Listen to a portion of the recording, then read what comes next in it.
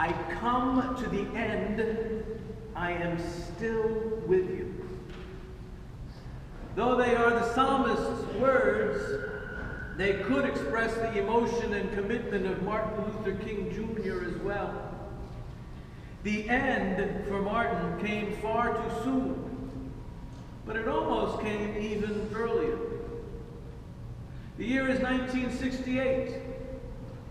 Remember that? The place, Memphis, Tennessee. Elvis Presley is living at Graceland with his wife Priscilla and their newborn daughter Lisa Marie. To his millions of fans, Elvis is the king. But in March of that year, another king came to Memphis. The Reverend Dr. Martin Luther King Jr. arrives to lead a march in support of city sanitation workers. These 1,300 workers, most of whom are black, have been on strike for safer working conditions, higher wages, and equal treatment. Unfortunately, several militant groups turned the march violent. And King announces over a bullhorn to the crowd, "I will never lead a violent march, so please call it off." He promises to come back to Memphis in early April to lead a nonviolent protest. True to his word, King returns to Memphis on April 3rd, 1968. Tensions are high. He receives several death threats. But King feels that it is important to press ahead, to speak at a rally on behalf of the sanitation workers. As his friend and successor, Ralph Abernathy, put it, Martin Luther King stood up that night and just preached out his fear. In the course of this speech, which turns out to be his last, he tells a story of an earlier attempt on his life, an attack that brought him perilously close to death. You know, several years ago, I was in New York City autographing the first book that I had written. And while sitting there autographing books, a demented black woman came up. The only question I heard from her was, "Are you Martin Luther King?" And I was looking down, writing, and I said yes. And the next minute I felt something beating on my chest. Before I knew it, I had been stabbed by this demented woman. I was rushed to Harlem Hospital. It was a dark Saturday afternoon. And that blade had gone through, and the x-rays revealed that the tip of the blade was on the edge of my aorta, the main artery. And once that structure, you drown in your own blood. That's the end of it. It came out in the New York Times the next morning that if I had merely sneezed, I would have died. Well, about 4 days later, after the operation, after my chest had been opened and the blade had been taken out, they allowed me to move around and to read some mail that had come in from all over the states and from all over the world.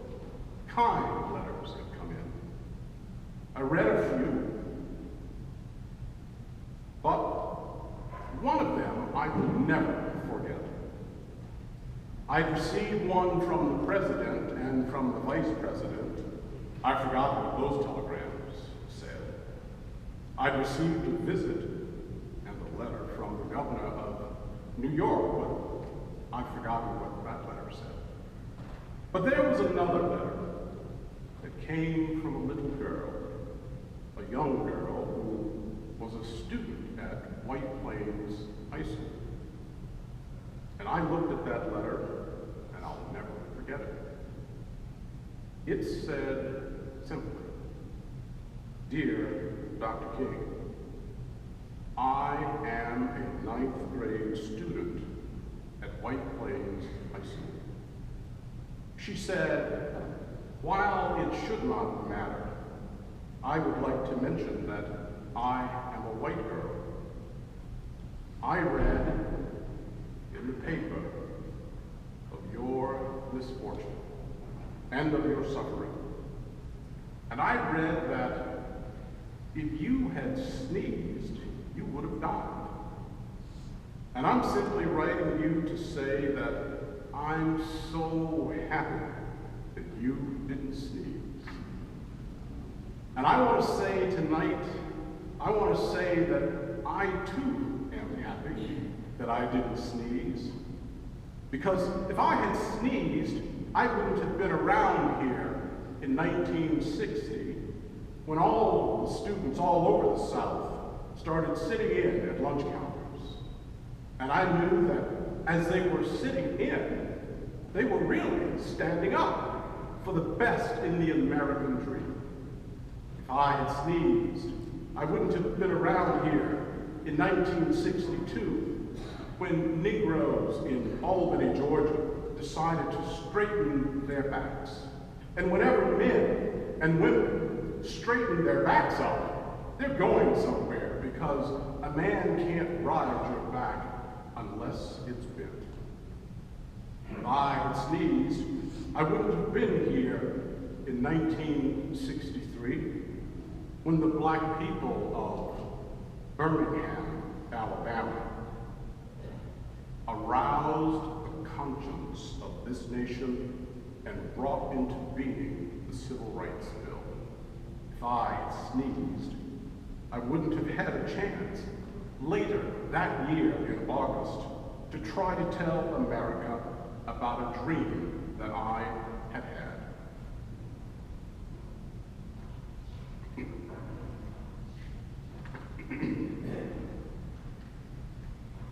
If I had sneezed, I wouldn't have been down in Selma, Alabama, to see the great movement there.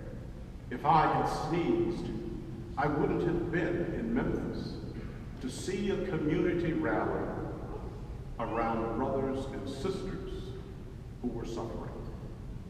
I am so happy that I didn't sneeze. How different history would have been had Martin sneezed. How different if he had not remained very still, very calm, very peaceful during that attempt on his life. Not that King took any personal credit for his survival. He gave all the glory to God. In his autobiography, he wrote, "If I demonstrated unusual calm during the attempt on my life, it was certainly not due to my extraordinary powers that I possess. Rather, it was due to the power of God working through me. Throughout the struggle for racial justice, I have constantly asked God to remove all bitterness from my heart and to give me the strength and courage to face any disaster that came my way. This constant prayer life and feeling of dependence on God has given me the feeling that I have divine companionship in the struggle. I know no other way to explain it. It is the fact in the midst of eternal tension, God can give us inner peace." In the course of his life, Martin walked through many dangers, toils, and snares. But no matter the circumstances, through it all, he knew that God was walking with him. The Lord was his constant companion in the civil rights struggle, giving him the strength and courage to stare down hatred with love.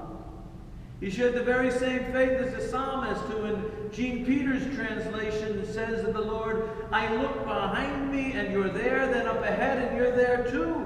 Your reassuring presence coming and going. This is too much, too wonderful. I can't take it all in." Although life is fragile and full of danger, you and I can also draw comfort from the knowledge that God is with us in all that we do every day that we have. In the midst of external tension, God can provide inner peace. A peace that gives us courage and confidence, inspiration and insight, serenity and strength. A peace that, most important of all, frees us to do God's will. This is crucial, because peace doesn't necessarily protect us from pain. It does not immunize us from suffering. It doesn't shield us from the hardship and danger inherent in taking bold stands for God and the world, so often that resisting God's reign. For Martin Luther King, death by an assassin's bullet came just one day after that speech in Memphis. God's peace didn't give King long life, but God's peace was lifelong. It never failed Martin. It enabled him to take the psalmist's words for his own. I come to the end, and I am still with you. And God's peace made all the difference in his work for racial justice. If King had not allowed or not felt God's inner peace, he wouldn't have been able to organize the Montgomery bus boycott. If he had not felt God's inspiration and insight, he would not have been able to give his I Have a Dream speech at the foot of the Lincoln Memorial. If he had not felt God's courage and confidence, he would not have been able to launch the crusade for citizenship voter registration drive. If the psalmist's truth, where can I go from your spirit? Or where can I flee from your presence? If I ascend to heaven, you are there. If I make my bed in Sheol, you are there. If I take the wings of the morning and settle at the farthest limits of the sea, even there your hand shall lead me, and your right hand shall hold me fast. If I say, well, surely the darkness shall cover me, and the light around me become night, even the darkness is not dark to you. The night is as bright as the day, for darkness is as light to you. If that truth had not also been Martin's truth, there is no way he would have been able to stare down the death threats and stand up with those Memphis sanitation workers. God's peace always frees us. Frees us from fear. Frees us from anxiety, frees us from disappointment, frees us from grief, frees us to do God's will. And it frees us to know that there are things worse than death, which in turn frees us to live and die for what we believe in. King knew this on the night of his own death. It really doesn't matter what happens now. I got into Memphis this morning, and there were people beginning to talk about the threats that were out to me, about what would happen to me from some of our sick white brothers. Well, I don't know what will happen now. We've got some difficult days ahead. But it really doesn't matter with me now, because I've been to the mountaintop, and I don't mind. Like anybody, I would like to live a long life. Longevity has its place. But I'm not concerned about that now. I just want to do God's will. And He's allowed me to go up to the mountain, and I've looked over,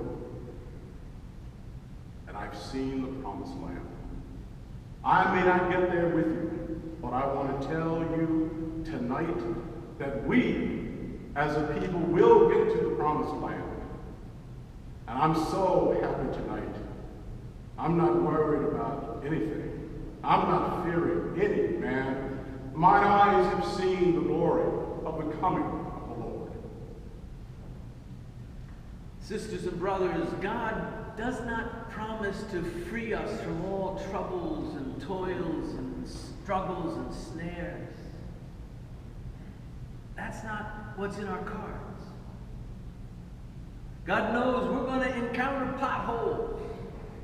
And some of them are going to be big and ugly along the road to the promised land. God also knows that every single day we'll need God's presence and power if we have any hope of keeping on keeping on. Like Martin Luther King, you and I will never be free from adversity. Sorry, I can't give it to you. Can't promise it to you.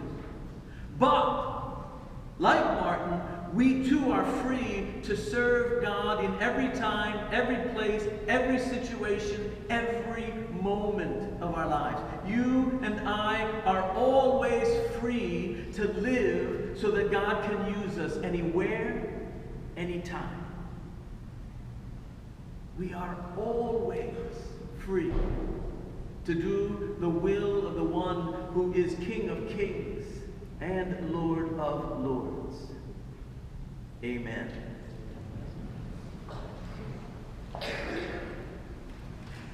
I invite you to stand.